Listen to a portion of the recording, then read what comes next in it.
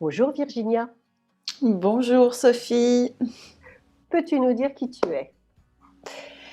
je suis professeure de yoga et aussi spirothérapeute. J'aide aujourd'hui les gens et les salariés, plus précisément, à respirer et au travers du yoga, forcément, à bouger, à être mieux dans leur corps et à s'entourer de bulles de bien-être. Et tu as toujours fait ça? C'est une activité qui est assez récente dans ma vie professionnelle. Donc, j'ai passé, on va dire, une vingtaine d'années au sein de direction commerciale. J'avais un autre poste qui était plutôt de développer les ventes. Au travers de mon activité professionnelle, j'ai côtoyé beaucoup de grandes entreprises. J'ai vendu beaucoup de services et j'ai une vie trépidante d'un point de vue objectif à réaliser, ce qui convenait tout à fait à mon envie d'avancer, de gagner. Et puis j'ai eu un moment dans ma vie, un moment où je me suis dit c'est c'est plus l'accord. En tout cas, c'est plus la direction dans laquelle je vais aller. C'était forcément une direction que j'avais prise au travers de mon activité professionnelle parce qu'elle était en droite lignée de mes études, donc de commerce. Et ça répondait aussi à un besoin d'être dans la norme, on va dire. Et un jour, ça s'est fait d'ailleurs progressivement, c'est pas forcément un jour, je me suis rendu compte que j'étais plus tellement en phase avec cette norme et qu'au fond de moi, j'avais des envies qui étaient beaucoup plus humaines et l'intérêt que je pouvais porter à signer un contrat ou réaliser un objectif ne m'apportait plus vraiment de plaisir. Et prof de yoga, comment ça t'est venu?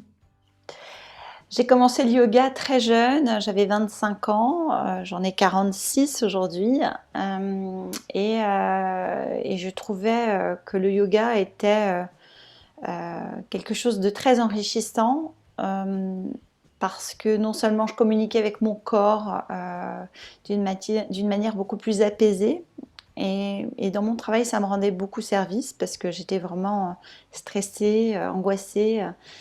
Et ça a été vraiment un puits, une ressource très nécessaire et bénéfique. Et puis en 2018, donc c'était pas, c'est assez récent encore, quand j'ai décidé de quitter l'entreprise dans laquelle j'étais, sans savoir ce que j'allais faire, je me suis replongée dans le yoga à corps perdu. Et qu'est-ce qui a fait qu'à un moment donné, tu t'es dit, je vais en faire mon activité professionnelle? Ça n'a pas été tout de suite quelque chose que j'ai admis. C'était plutôt de l'ordre du fantasme. Parce que je savais au fond de moi que je suis quelqu'un de sportif et que j'étais revenue au yoga aussi pour ce côté un peu je me défoule, je relâche tout ce que j'ai et tout ce que j'ai vécu dans mon activité professionnelle. Et je l'ai plutôt vécu comme un défouloir au départ. Et je me disais, non, tu peux pas en faire ton métier. Enfin, regarde le chemin que tu as parcouru jusqu'à maintenant. C'était tellement tracé, c'était tellement la jolie voiture, le joli téléphone, la jolie famille avec le joli appartement. Et tout ça, financièrement, il faut aussi pouvoir se l'accorder. Qu'est-ce qui va se passer si tu deviens prof de yoga? Et professeur de yoga, il y en a pléthore sur la place de Paris. Moi, j'habite à Levallois-Perret.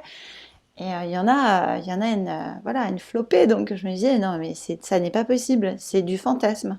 Donc, tu gardes ce fantasme de côté et puis on verra. Et puis, en fait,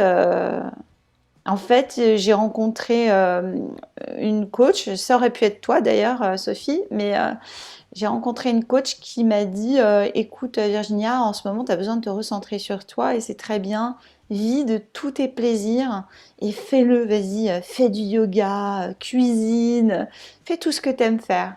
Et puis elle m'a dit tu sais, moi j'ai fait une formation de professeur de yoga et Ça a été très enrichissant. Et D'accord, là, ça a été un déclic pour moi. Faire une formation de professeur de yoga. d'accord. Donc en fait, dans cet échange, ça a été tout à coup une idée qui t'est Mm, devenue une possibilité, quelque chose qui devenait mm. réalisable? Oui, quelque chose de réalisable parce que elle-même, c'est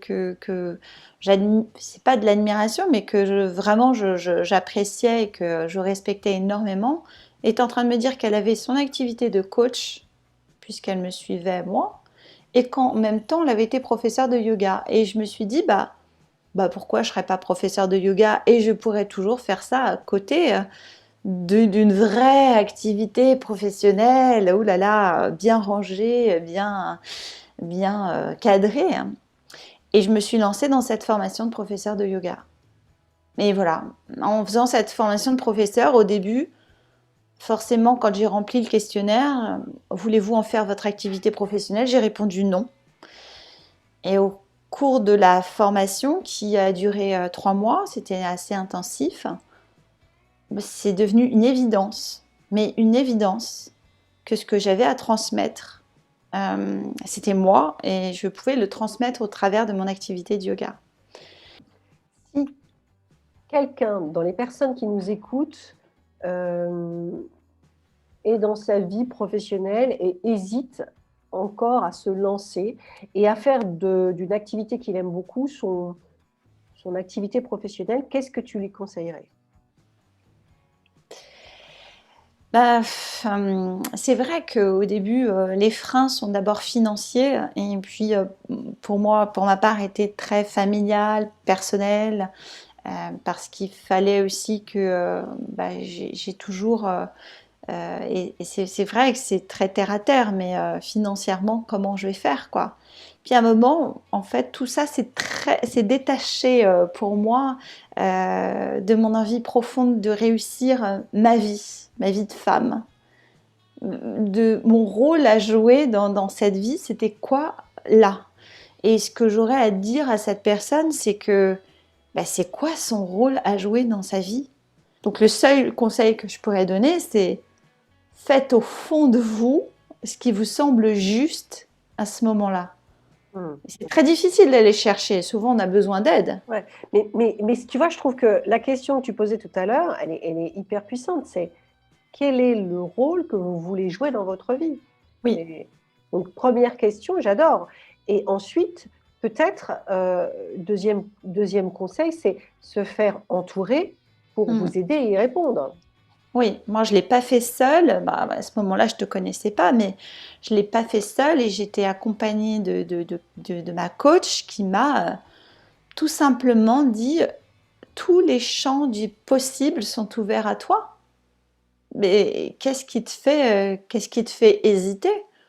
Alors après, tout est question de peur, de frein ou même de préjugés qu'on peut avoir depuis notre enfance sur qu'est-ce qui est un bon métier, qu'est-ce que c'est une vie professionnelle réussie, qu'est-ce que c'est une vie familiale réussie.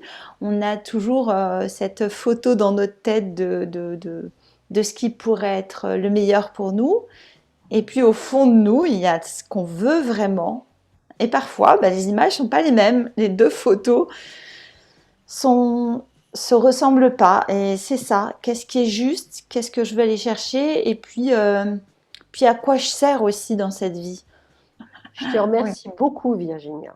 Merci pour ce partage Merci, et Sophie. merci à vous. Merci. Merci à vous de nous avoir suivis jusqu'au bout. Je vous souhaite une très belle semaine et à mardi prochain.